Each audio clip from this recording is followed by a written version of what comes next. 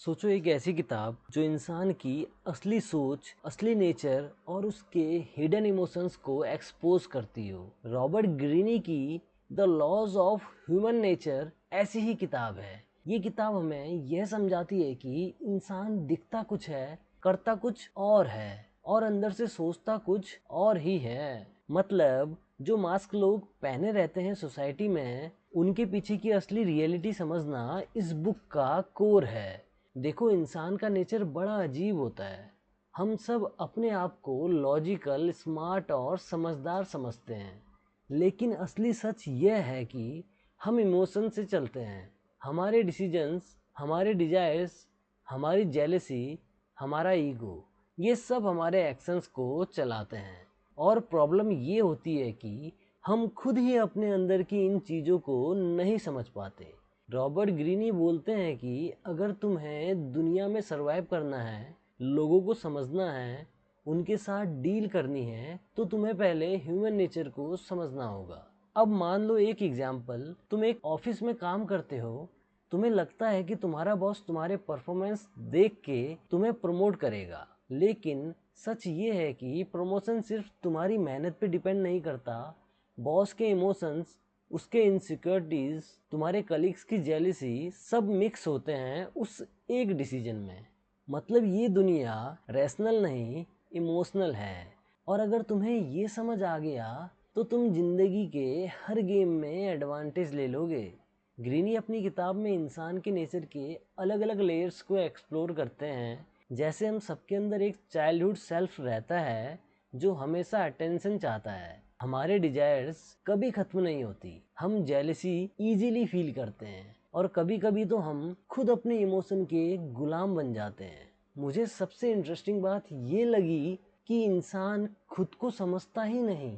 मतलब हम खुद को हीरो बना के देखते हैं अपनी स्टोरी में। अगर हम गलती करते हैं तो ब्लेम किसी और पे डाल देते हैं। अगर कुछ बुरा होता है तो बोलते हैं किस्मत खराब थी। लेकिन रेयरली कोई अपने अंदर झांक कर मानता है कि हाँ, मैं ही जेलस था, मैं ही इनसिक्योर था, मैं ही ओवर रिएक्ट कर गया। हम सब अपने दिमाग के अंदर एक फिल्म चलाते हैं जिसमें हम हीरो होते हैं और दूसरे विलन। और इसी इल्यूजन की वजह से हम अपने नेचर को समझ ही नहीं पाते। रॉबर्ट ग्रीनी कहते हैं कि अगर तुम्हें पावर चाहिए, सक्सेस चाहिए, स्ट्रॉन्ग रिलेशनशिप चाहिए, तो सबसे पहले तुम्हें अपने और दूसरे इंसानों के इमोशन को डिकोड करना सीखना होगा। तुम्हें देखना होगा कि बंदा क्या बोल रहा है और असल में क्या सोच रहा है, क्योंकि ज़्यादातर इंसान अपनी असली फीलिंग्स को छुपाते हैं। लोग हमेशा मास्क पहने रहते हैं, polite mask, professional mask, friendly mask, लेकिन अंदर से उनकी इंटेंशंस अलग होती है। एक सीन इमेजिन करो, तुम किसी नए दोस्त से मिले हो, वो बंदा बहुत चार्मिंग है, तुम्हें इम्प्रेस कर रहा है, लेकिन अंदर ही अंदर शायद वो तुमसे compete करना चाहता हो या तुम्हें यूज करना चाहता हो। अगर तुम बस उसके वर्ड सुनोगे तो तुम्हें लगेगा वो तो जेन्युइन है, लेकिन अगर तुम उसकी बॉडी लैंग्वेज, उसके माइक्रो एक्सप्रेशंस और उसके एक्शंस ऑब्जर्व करोगे तो तुम्हें उसके अंदर की जेलेसी या ग्रीड समझ आ जाएगा। और वही पावर है ह्यूमन नेचर को समझने की पावर। बुक में एक और चीज जो बार बार हाईलाइट होती है वो है इर्रेशनलिटी। हम सब सोचते हैं कि हम लॉजिकल डिसीजन लेते हैं, लेकिन सच ये है कि हमारी ज़िंदगी के बड़े डिसीजंस, कैरियर चूज करना, शादी करना, इन्वेस्टमेंट करना, ये सब इमोशन के बेस पे होते हैं। हम अपने ईगो को सेटिस्फाई करने के लिए गलत डिसीजन लेते हैं। जैसे कोई इंसान सिर्फ इसलिए महंगी गाड़ी खरीद लेता है क्योंकि उसे लोगों को दिखाना है कि वो सक्सेसफुल है। रैशनली उसके पास पैसे नहीं होते हैं, लेकिन इमोशनली वो सेटिस्फाई हो जाता है। और तुमने नोटिस किया होगा, हम अपनी ज़िंदगी में बार बार सेम मिस्टेक्स रिपीट करते हैं। जैसे एक बंदा बार बार टॉक्सिक रिलेशनशिप में फंस जाता है, एक बंदा बार बार गलत बिजनेस पैटर्न चूज करता है, क्योंकि वो अपने अंदर के पैटर्न्स को समझता नहीं है। उसे लगता है प्रॉब्लम दूसरों में है, लेकिन असल में उसका सबकॉन्शियस उसे बार बार उसी ट्रैप में ले जाता है। रॉबर्ट ग्रीनी कहते हैं कि अगर तुम अपनी ज़िंदगी बेटर बनाना चाहते हो तो तुम्हें अपने अंदर के पैटर्न्स को आइडेंटिफाई करना होगा। तुम्हें ये समझना होगा कि तुम्हारे एक्शंस कैसे तुम्हारे पास्ट एक्सपीरियंसेस, तुम्हारी इनसिक्योरिटीज और तुम्हारी डिजायर से कंट्रोल होती हैं। जब तुम अपने इरेशनलिटी को समझ लोगे तभी तुम उसे कंट्रोल कर पाओगे। मान लो तुम्हारी कोई इंसल्ट कर देता है, तुम्हारी पहली इंस्टिंक्ट होती है गुस्सा करना या रिएक्ट करना। लेकिन अगर तुम अपना नेचर समझ गए हो तो तुम अपने इमोशन को ऑब्जर्व कर पाते हो, तो तुम रिएक्ट करने के बजाय कामली रिस्पॉन्ड कर पाओगे। और वही डिफरेंस होता है एक इमोशनली वीक इंसान और इमोशनली स्ट्रांग इंसान में। ये किताब एक तरीके से एक मिरर है जो हमें दिखाती है कि हम एक्चुअली कौन हैं और लोग कैसे ऑपरेट करते हैं।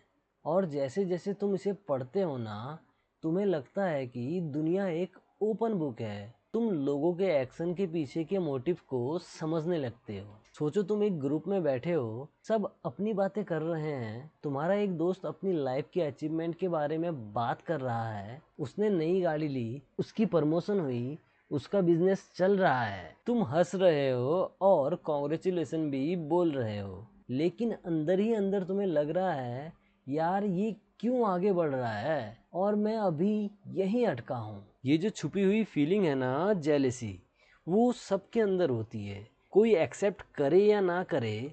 जेलेसी इंसान की सबसे असली और सबसे ज़्यादा डेंजरस इमोशन में से एक है। रॉबर्ट ग्रीनी बोलते हैं कि जेलेसी इंसान के चेहरे पे रेयरली दिखाई देती है। लोग हमेशा मास्क पहने रहते हैं, दोस्त बनकर कॉन्ग्रेचुलेट करते हैं, लेकिन दिल में उन्हें जलन होती है। और अगर तुम्हें ये समझ आना शुरू हो जाए कि कौन जेलस है तुमसे, तो तुम अपने आप को बहुत बड़ी प्रॉब्लम से बचा लोगे। जेलेसी की एक प्रॉब्लम ये है कि लोग खुद भी अपनी जेलेसी को एक्सेप्ट नहीं करते। मान लो तुम्हारा दोस्त जेलस है तुमसे, तो वो तुम्हें डायरेक्टली कभी नहीं बोलेगा कि भाई मैं तुझे देख के जलता हूँ। उसके बदले वो छोटी छोटी बातों में तुम्हें नीचा दिखाएगा, तुम्हारी अचीवमेंट्स को कैजुअली डिसमिस करेगा या तुम्हारी पीठ पीछे तुम्हारे अगेंस्ट बात करेगा। और तुम्हें समझ ही नहीं आएगा कि वो इतना स्ट्रेंज क्यों बिहेव कर रहा है। एक एग्जाम्पल लो, एक ऑफिस में दो कलीग हैं, ए और बी। ए हार्ड वर्किंग है, उसकी परफॉर्मेंस स्ट्रांग है और बॉस उसे अप्रिसिएट करता है। बी अपने आप को ए का दोस्त कहता है, लेकिन अंदर ही अंदर बी को जलन है। अब वो जेलेसी डायरेक्टली एक्सप्रेस नहीं करेगा, लेकिन एक दिन बॉस के सामने ए के काम का फ्लॉज हाईलाइट करेगा या उसे एक ऐसा टास्क दिलवा देगा जिसमें वो फेल हो जाए। बी का एम हमेशा होगा कि ए की इमेज थोड़ा डाउन हो जाए। यही जेलेसी का काम है, साइलेंट और स्लो पॉइजन। रॉबर्ट ग्रीनी कहते हैं कि अगर तुम्हें दुनिया में सरवाइव करना है तो तुम्हें अपनी आइज और इंस्टिंक्ट शार्पन करने होंगे। तुम्हें देखना होगा कि लोगों की हंसी जेन्युइन है या फेक, उनकी तारीफ का अंदाज सच्चाई है या सिर्फ एक मास्क है। और सबसे इम्पोर्टेंट, तुम्हें अपने अंदर की जेलिसी को भी समझना होगा, क्योंकि अगर तुम एक्सेप्ट नहीं करोगे कि हाँ मुझे जलन हो रही है, तो वो फीलिंग तुम्हें अंदर से खत्म कर देगी। लेकिन अगर तुम समझ जाओगे और एक्सेप्ट कर लोगे तो तुम उसी एनर्जी को प्रोडक्टिव जगह लगा सकते हो, जैसे मेहनत में, अपने गोल्स को अचीव करने में। तो वही जेलेसी तुम्हें पुश करेगी और आगे बढ़ाएगी। अब बात करते हैं ईगो और सेल्फ इमेज की। हर इंसान के अंदर एक ईगो होता है और वो ईगो हमेशा अपने आप को हीरो बनाना चाहता है।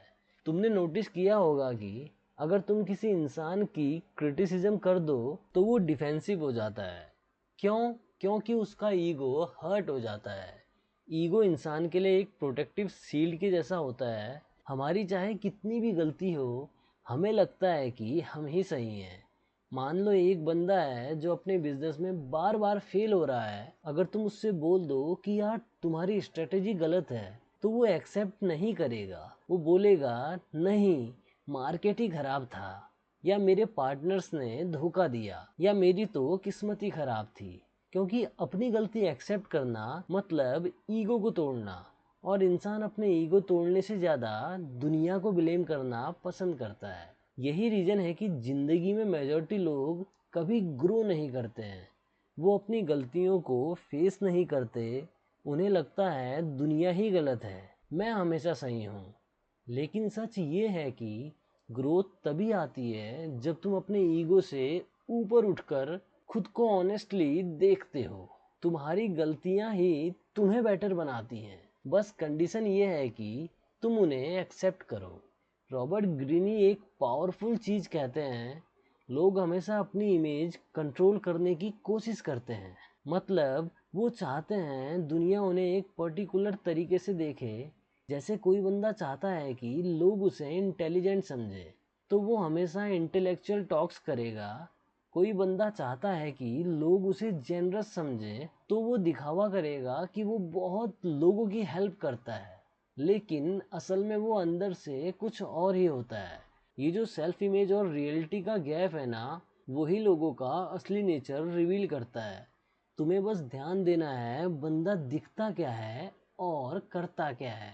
अगर दोनों मैच कर रहे हैं तो बंदा जेन्युइन है। अगर दोनों अलग अलग हैं तो समझ लो वो मास्क पहने हुए है। अब थोड़ा सा पावर डायनेमिक्स की बात करते हैं। जिंदगी के हर रिलेशनशिप में एक पावर गेम चलता है, चाहे वो दोस्त हो, कपल हो, कलीग्स हो या बॉस एम्प्लॉय रिलेशनशिप। हर जगह कोई एक बंदा ज़्यादा पावरफुल होता है और कोई कम। प्रॉब्लम तब आती है जब पावर इम्बैलेंस हो जाती है। मान लो एक दोस्त हमेशा तुमसे फेवर्स मांगता है, पैसे उधार लेना, हेल्प कराना, तुम्हें अपनी प्रॉब्लम सॉल्वर बनाना, लेकिन जब तुम्हें उसकी ज़रूरत होती है तो वो अनअवेलेबल होता है। यहाँ तुम समझ जाओ कि पावर इम्बैलेंस है। तुम देने वाले हो और वो लेने वाला। और अगर ये इम्बैलेंस तुमने टाइमली आइडेंटिफाई नहीं किया तो आगे चलकर वो बंदा तुम्हें एक्सप्लॉइट करेगा। रॉबर्ट ग्रीनी सजेस्ट करते हैं कि तुम्हें हमेशा पावर के डायनेमिक्स को समझना चाहिए। मतलब तुम्हारा बॉस तुम्हारे साथ कैसे बिहेव करता है, तुम्हारे दोस्त तुम्हें कितना रिस्पेक्ट देते हैं, तुम्हारे रिलेशनशिप में गिव एंड टेक बैलेंस है या नहीं, ये सब नोटिस करना। क्योंकि इंसान की असली फीलिंग्स उसके एक्शंस में रिफ्लेक्ट होती है, वर्ड्स में नहीं। एक और चीज़, लोग हमेशा अपने इंटरेस्ट पहले रखते हैं। ये नेचर का रूल है। तुम्हें लगता है कि कोई तुम्हें बिना एक्सपेक्टेशन के हेल्प कर रहा है, लेकिन कहीं ना कहीं उसका भी एक हिडन एजेंडा होता है। शायद वो तुमसे फ्यूचर में कुछ लेना चाहे या तुम्हारे साथ अपनी इमेज बिल्ड करना चाहे।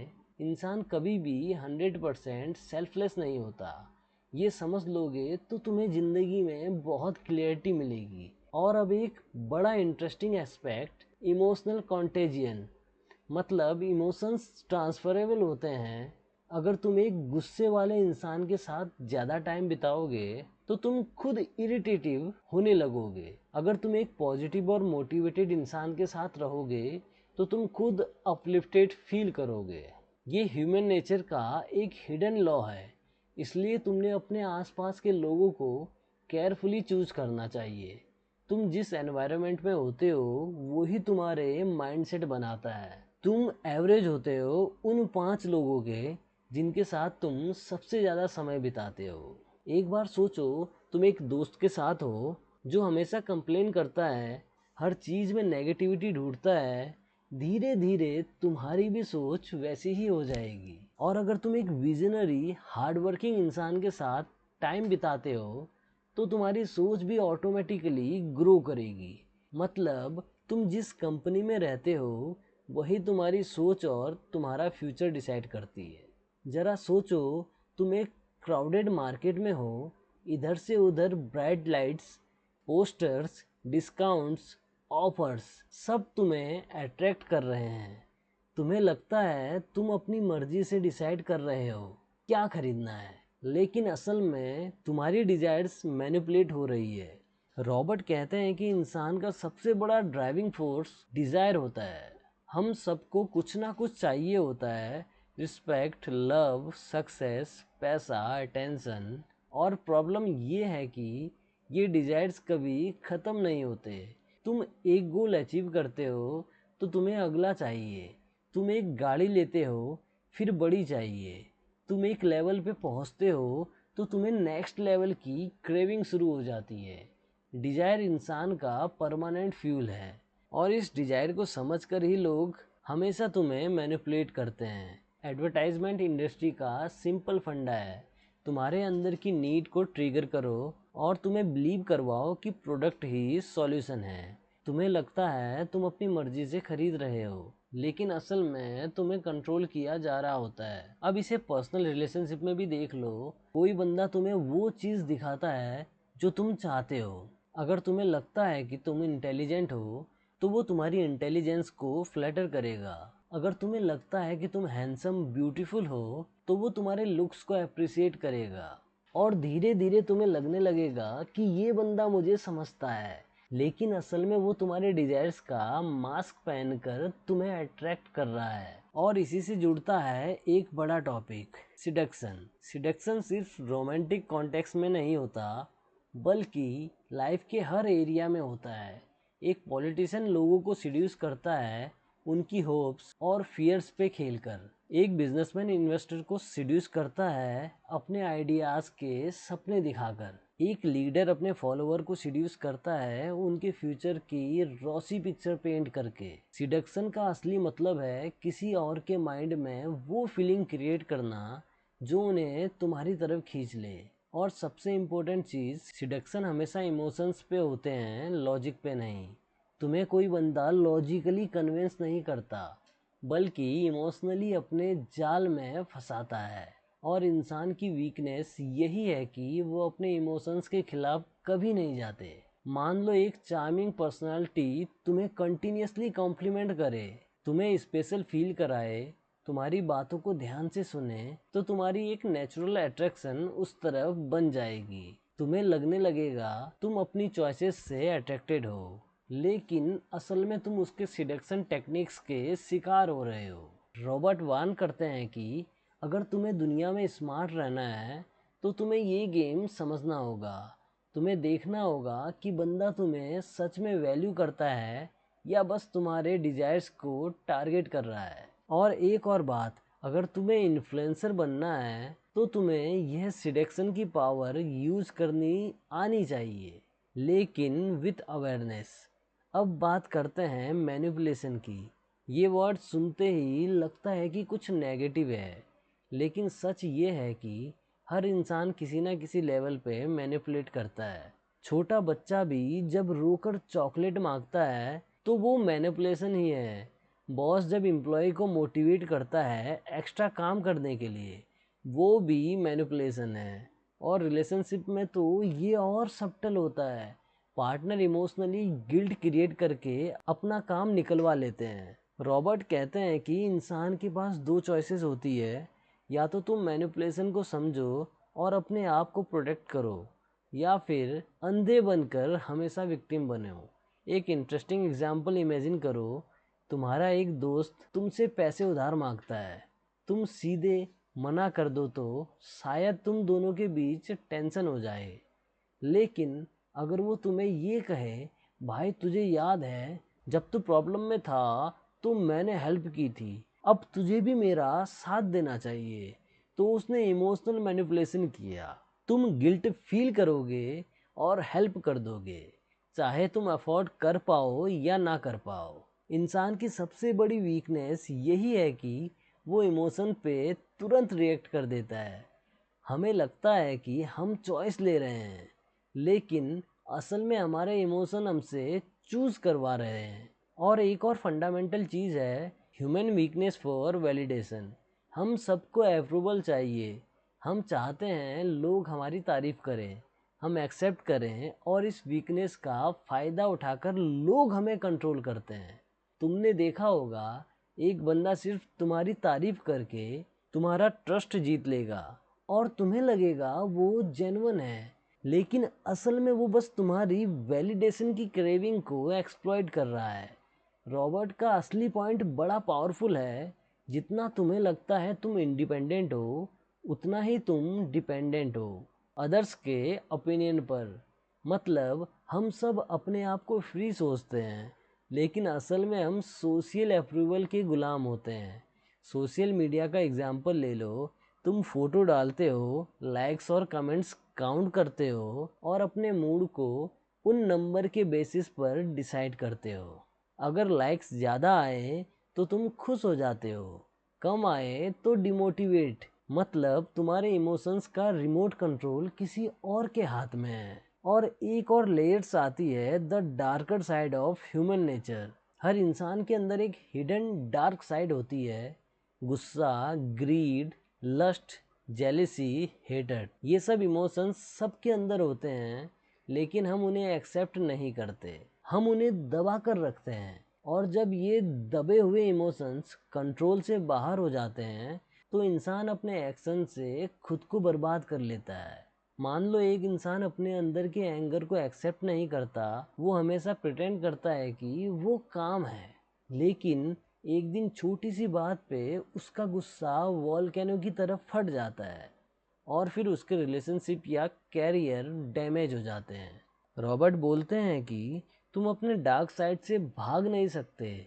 तुम्हें उसे समझना होगा, उसे कंट्रोल करना होगा और उसे प्रोडक्टिव जगह पे चैनलाइज करना होगा। जैसे किसी का गुस्सा अगर क्रिएटिविटी में निकल जाए तो वो मास्टरपीस बन सकता है। किसी का ईगो अगर सेल्फ इम्प्रूवमेंट में लगे तो वो एक्स्ट्रा ऑर्डिनरी बन सकता है। डार्क साइड को सप्रेस मत करो, उसे समझो और कंट्रोल करो। और सबसे बड़ा ट्रैप है short term emotions versus long term reality. इंसान हमेशा तुरंत वाली फीलिंग्स पे डिसीजन ले लेता है।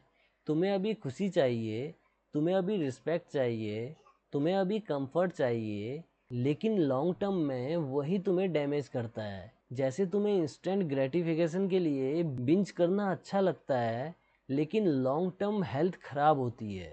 तुम्हें अभी रिवेंज लेना अच्छा लगता है, लेकिन लॉन्ग टर्म में रिलेशनशिप खराब होते हैं। तुम्हें अभी पैसे दिखावा करना अच्छा लगता है, लेकिन लॉन्ग टर्म में तुम कर्ज में फंस जाते हो।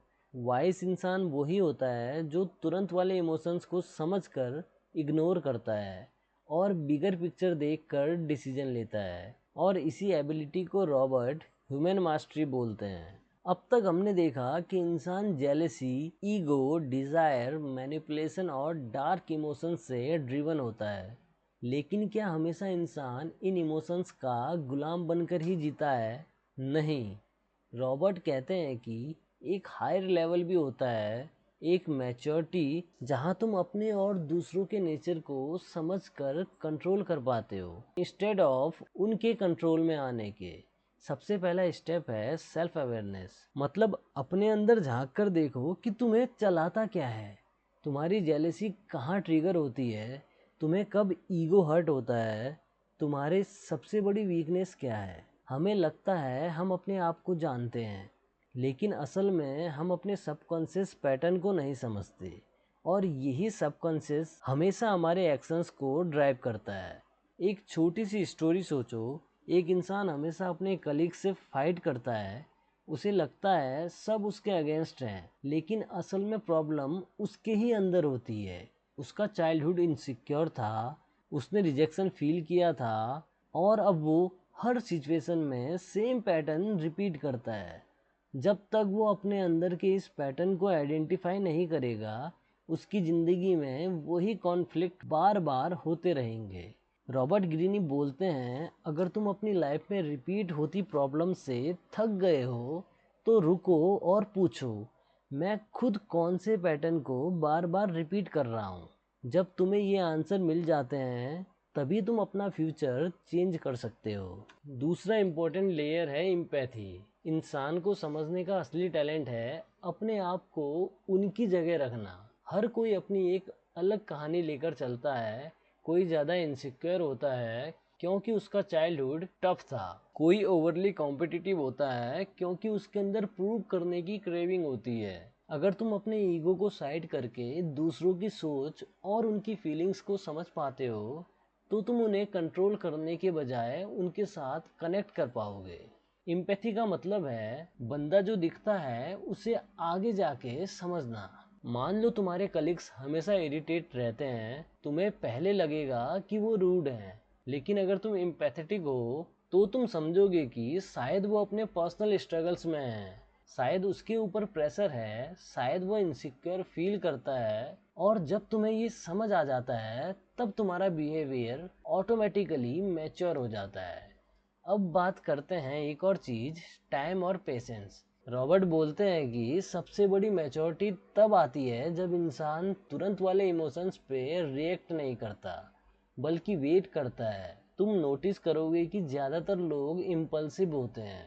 कोई उन्हें इंसल्ट करे तो वो तुरंत गुस्सा कर देते हैं, कोई उन्हें प्रेज करे तो वो तुरंत फ्लैटर हो जाते हैं। लेकिन जो बंदा पेशेंस से ऑब्जर्व करता है वो हमेशा स्ट्रांग पोजीशन में रहता है। मान लो तुम एक नेगोशिएशन में हो, तुम्हारे सामने वाला बंदा एग्रेसिवली डिमांड कर रहा है। तुम अगर तुरंत रिएक्ट करोगे तो गेम खत्म। लेकिन अगर तुम शांत बैठे रहोगे, उसे ऑब्जर्व करोगे और सही टाइम पे रिस्पॉन्ड करोगे तो तुम्हारी अपनी पावर डबल हो जाएगी। ये पेशेंस ही तुम्हें अलग बनाता है। रॉबर्ट एक और डायमेंशन एक्सप्लेन करते हैं, मोर्टेलिटी और बिगर पिक्चर। मतलब इंसान हमेशा छोटी छोटी बातों में उलझा रहता है, जेलेसी, एंगर, कंपटीशन। लेकिन अगर तुम अपने आप को याद दिलाते रहो कि जिंदगी लिमिटेड है, तुम एक दिन मरोगे, तो तुम्हारी सोच ऑटोमेटिकली शिफ्ट हो जाती है।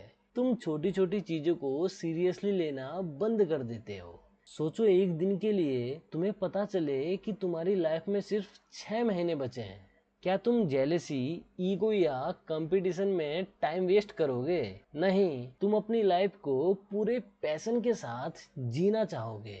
तुम अपनी एनर्जी उन चीजों में लगाना चाहोगे जो तुम्हें रियल हैप्पीनेस देती हैं। यही अवेयरनेस है। ये अवेयरनेस ही इंसान को मैच्योर बनाती है। और फाइनली आता है ह्यूमन मास्टरी का कॉन्सेप्ट। मतलब तुम अपने अंदर के इरेशनल इमोशंस को समझ लो, उन्हें कंट्रोल कर लो और दूसरों के इमोशंस को समझकर अपनी जिंदगी के गेम को मास्टर कर लो। इस स्टेज पे तुम विक्टिम नहीं रहते, तुम डायरेक्टर बन जाते हो अपनी स्टोरी के। एक वाइज इंसान अपने रिलेशनशिप, कैरियर और डिसीजन सबको क्लैरिटी के साथ हैंडल करता है। उसे पता होता है कि बंदा क्या सोच रहा है, क्यों बिहेव कर रहा है और मुझे इस सिचुएशन में कैसे रिएक्ट करना चाहिए। उसके लिए लाइफ एक ओपन बुक बन जाती है। सबसे बड़ी बात, जब तुम ह्यूमन नेचर को समझ जाते हो तो तुम लोगों को जज करना बंद कर देते हो। तुम्हें पता होता है कि जेलेसी, ईगो, डिजायर्स ये सब यूनिवर्सल है, हर कोई इनसे स्ट्रगल करता है। तो तुम लोगों को ब्लेम करने के बजाय समझने लगते हो। और ये ही मैच्योरिटी है। एक सेंटेंस में अगर पूरी किताब का सार निकाल के दूं तो वो ये है कि लोग मास्क पहने होते हैं, इमोशन के गुलाम होते हैं और अपने ही पैटर्न्स रिपीट करते रहते हैं। तुम्हारा काम है उनके मास्क के पीछे देखना, उनके इमोशंस को समझना, अपने इमोशन को मास्टर करना और बिगर पिक्चर को कभी नहीं भूलना।